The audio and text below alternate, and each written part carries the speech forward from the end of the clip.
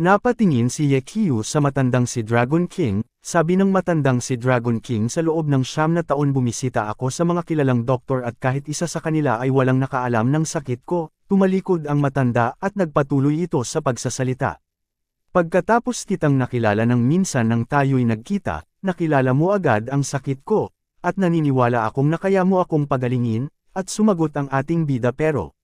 Ako po ay isang hamak na intern Dr. Laman, isa pa hindi ko po maintindihan ang kalagayan nyo lahat, at saka hindi ako sigurado kung kaya ko gamutin ito, at tumingin ang matanda kay Yekio, at sinabi Yekio kung gagawin mo ang makakaya mo, maaring mo ako pagalingin at pagkatapos nun ay maaari mo malamang na ang aking oras ay dumating na, hindi kita masisisi Yekio, naniniwala ako sa iyo. At tumingin si Yekyu sa matanda ng seryoso Dragon King, sabi ng ating bida yumuko ito at pumikit na parang nag-iisip at sumagot ang bida alright i-examine ko po kayo at hinawakan ni Yekyu ang pulso ng matanda. Maya-maya ay parang nagulat ito at bahagyang pinagpawisan, at ang lamig ng braso niya parang na-freeze ito sa freezer. Bulong ni Yekyu, Dragon King akin na po ang kaliwang kamay nyo, at nang hawakan ito sobrang init muli bulong ni Yekyu. Yekyu may nakikita ka ba? Tanong ng matanda sa ating bida at sumagot si Yekyu grabe. Napakaseryo po ng sakit nyo meron na lang po kayo 7 araw para mabuhay, ano? 7 araw na lang para mabuhay. Sabat ni Mr. Zhao Yun ng bodyguard ni Dragon King. Tinignan nito si Yekyu at sinabing ito ng pasiga. Yekyu alam mo ba ang sinasabi mo? Ang lakas ng loob mo magsalita ng kalokohan, ulit, hindi ako magiging magalang sa iyo. At muli nagsalita ang matanda tumigil ka. Sigaw nito at muli ito nagsalita ng seryoso ano ang sanhi ng sakit ko. At kung hindi po ako nagkakamali nalasan ka. At pagkatapos mong malason, nagpakita ba ang iyong katawan ng anumang mga espesyal na sintomas, at sumagot ang matanda ay nung una ay wala. Ngunit makalipas ang kalahating taon maya-maya nagkaroon na parang salpukan ng yelo at apoy ang energy sa katawan ko. At sumagot ang bida iyon ay ang lason na ito ay hindi pagkaraniwan ito ay isang uri ng mahiwagang pagkukulam, gaya ng nakatitala sa talaan ng YAOZHOU sinasabi nito na ang mga taong yi ay may tagabantay ng gu, na ang sining ay lihim at hindi alam ng iba bukod pa rito. Ang lason ay karaniwan nakatago sa dugo at hindi ito matukoy ng mga ordinaryong medikal na paraan. Tama Zhao Yun ang nagdala sa akin sa maraming ospital noong panahong iyon ngunit wala ni isa sa kanila ang nakadetect nito. Sabi ng matanda si King Dragon at una ay sakit ng tiyan, pagkatapos ay nagsimula akong makaramdam ng lamig, lalo na takot sa lamig araw-araw ay parang nasa isang ice cellar, ang kondisyon kung ito tumagal ng 3 taon at habang nagsasalita si Dragon King umupo ito at hawak ng 2 kamay ang ulo nito. At sabi ni Yekyu ngayon ang iyong katawan ay nagpakita ng ganap na kabaligtaran ng mga sistomas na nagiging lubhang sensitibo sa init at sumagot si Mr. Dragon King Oo lahat ng sinabi mo ay tama, lahat. Sagot ng matanda at ngayon ay masasabi ko na 100% na tiyak ang lason na dinaranas ng Dragon King ay Yin Yang Snake Gu. At muling nagsalita ang bodyguard ngayon alam na natin kung anong uri ng gu ito kaya mo bang gamutin ang Dragon King at habang nakaharap ito kay Yekyu at sumagot si Yekyu ito. Na parang nakita nito sa isipan ng libro at bumukas ang libro sa isipan ni Yekyu at lumabas doon ang uri ng gamot sa loob ng anteng-anteng ng Maoshan. Mayroong isang miraculous teknik na magbabukas ng makalangit na mata sinasabing sa itaas ng gitna ng noo ng isang tao 2 pulgada sa itaas mayroong isang nakatagong mata, at na tinatawag na mata ng langit sa sandaling mabuksang ang makalangit na mga mata sa tabi ng kakayahang makakita. Makakakita rin ito ng mga bagay na kadalasang hindi nakikita tulad nating, at sumalarawan ang isang mata, multo ng kasamahan chi. Demonyo, at kahit na ang makalangit na mata ay nalinang sa sukdulang, at ang mga kasawian ay nakikita ang mga personal na kapalaran at mga kasawian ang pangkalaatang kalakaran ng salita sabi pa ni Yekyu. Ngunit hindi lahat ay kayang buksan ang makalangit na mata, at tumingin si Yekyu sa kamay nito at bamulong sa sarili. At kung bubuksan ko ang makalangit na mata pagkatapos ay magagamit ko ang makalangit na mga mata na tumatagos na function upang mahanap ang Yin Yang Snake Gu sa dugo ng mga hari ng dragon at kahapon lang nakuha ko ang mana, at wala pa akong panahon para linangin ang mata ng langit. Yekyu may naisip ka bang paraan para tretuhin ako? Sabi ng matanda at sumagot si Yekyu narinig niyo na po ba ang pagbubukas ng makalangit na mata narinig ko ang pagbubukas ng makalangit na mata, Ito ay isang napakalalim na pamamaraan at sa nasabing ang mga English at experts lamang ang maaring makabisado nito. May kinalaman ba ito sa pagpagamot sa aking lason, sabi pa ng matanda kay Yekyu, at sumagot naman ang ating bida at sinabing hindi lamang nauugnay ito ay napakahayag ang yin-yang snake goo, pinakatago sa dragon, lubhang mahirap matukoy, kung ang makalangit na mata ay nabuksan ng goo ay madaling mahanap. Dragon King, alam mo bang may hawak itong sikretong pamamaraan? At ang ganito uri ng lihim na pamamaraan ay hindi isang bagay na maaaring eye-master ng isang ordinaryong tao, at pinakita ang mga pinuno nito, the head of Wudang Mountain and the of Longhu Mountain and the living Buddha of the Heavenly Palace in Tibet. At samantala pauwi na ang ating bida, nakasakay ito sa loob ng kotse habang nakapangalumbabo ito, iniisip ang mga pangyayari kung paano niya nagamot si Dragon King, at sino dito sa mundo ang nagbigay kay Dragon King ng napakalakas ng sumpa. Bulong ni Yekyu sa sarili at sabay pasok nag-alaala. Isang oras nakalipas at nakatalikod si Dragon King, makikita dito sa likod ang bakas ng sumpa na parang gumagalaw na mga bulate o alupihan at iba uri nito. At naupo si Dragon King sa kama habang ang ating bida ay nasa likod na may hawak na karayon. Dragon King, baka po masakit, sabi ni Yekyu. Sumagot ang matanda, Yekyu, okay lang, kakayanin ko ng konti ang sakit, at huminga ng malalim si Yekyu at tinusok ang likod nito ng dahan-dahan at maya-maya ay nakita ni Yekyu ang mga sakit nito, at pumikit ito ang nakonsentrasyon ito at itinaas ang kanang braso at sabay sabing the night needle Mingyan Point, at nang matapos ito, tumayo si Yekyu at sinabing tapos na po ang lahat. At itinayo ng bodyguard si Dragon King, sabay sabi, Dragon King, ayos lang po ba kayo?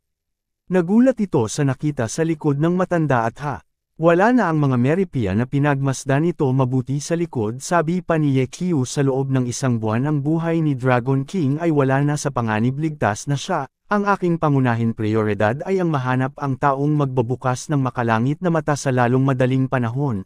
At saka lang nating tulungan mapapawi ang sumpa ng mga Dragon Kings, at sabi pa ni Yekyu sa harap ng matanda at ng bodyguard, at aalis ako kaagad para hanapin ang buhay na Buddha sa disyerto, at naniniwala ako na ang buhay ng Buddha ay hindi tatayo para sa isang tao sa listahan ng tigre.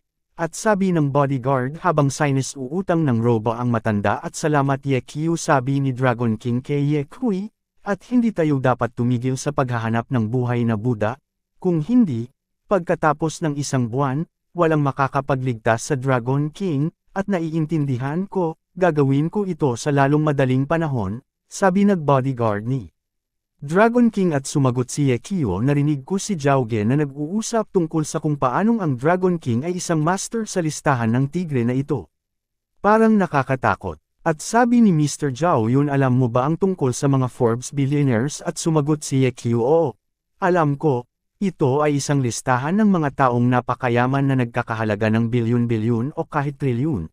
At tulad ng listahan ng mga bilyonaryo ng Forbes, ang listahan ng Dragon at ang listahan ng Tigre ay mga ranggo din, at ang pagkakaiba ay, ang nasa listahan ng Forbes billionaires ay napakayaman, habang ang nasa listahan ng Dragon at ang Tiger ay mga martial arts masters, at ang listahan ng Tigre ay ina-update tuwing 5 taon.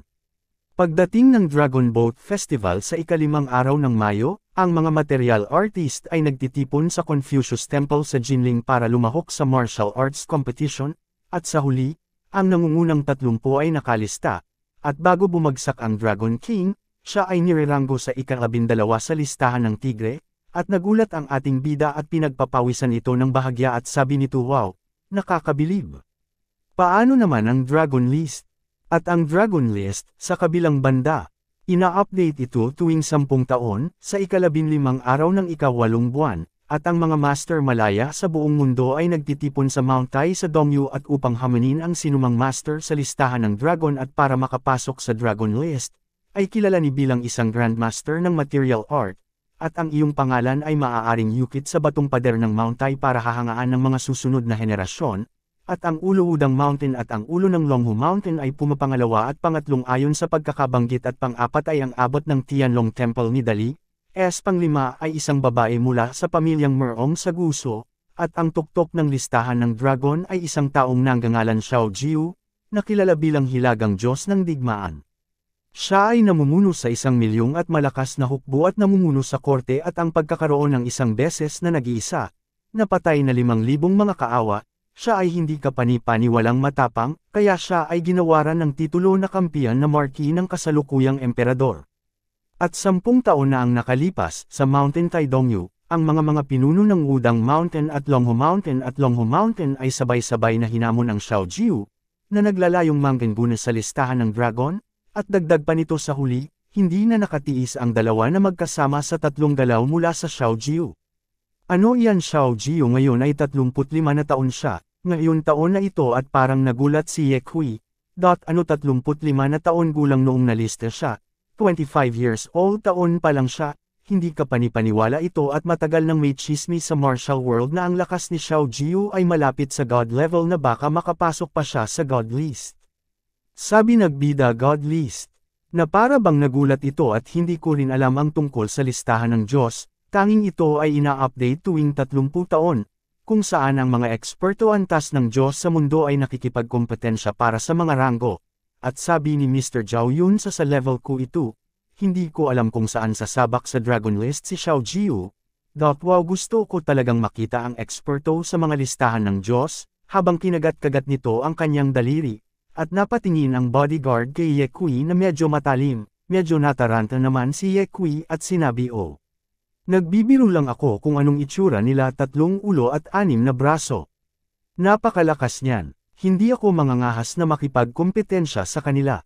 Maya-maya ay tumigil sila sa harapang ng hospital. Dr. Ye, nakarating na kami sa ospital kung ang Dragon King ay may anumang mga isyu sa buwan na ito, kailangan ng iyong tulong sa pag-aalaga sa kanya, at sumagot si Ye Kyo, sige tawagan mo ako kung ano man ang maging problema. Samantala sa hallway ng hospital habang naglalakad si Ye Kyo para puntahan at bisitahin si Miss Lin, binuksan ni Ye Kui ang pinto ng kwarto ni Miss Lin at Sister Lin, narito na ako, at namula ito sa nakita, na si Miss Lin nakaupo sa kama at naka-half-naked na parang huhuberin na ang hospital gown. Sumagot si Miss Lin habang nakatalikod na nakalingon kay Ye Kyo, malambing nito sinabi, Ye Kyo, sa wakas nandito ka na. Nag-aalala ako sayo, at nagtakip ang ating bida ng mata habang namumula ito at sinabing, Sister Lin, yung damit mo. Tumingin si Miss Lin na nagtataka na parang napahiya ito. Ha, sabi nito at muling sinabi, nakalimutan ko isuot. Hindi makapagsalita ang ating bida sa hiya, pulang-pula ito. Lumapit ang ating bida at ibinatons ang damit nito at sinabi, nakasabog pala ang buhok mo sa damit mo. Huwag kang mag-alala, tutulungan kita itali ito. Lumuhod si Ye Kyo sa harapan ni Miss Lin habang ipinapapatuloy ang pagbutones ng damit nito. At sinabing, Sister Lin, sa susunod na makatagpo ka ng mga ganitong hindi magandang sitwasyon, maaari kang humingi ng tulong sa mga nurse, okay?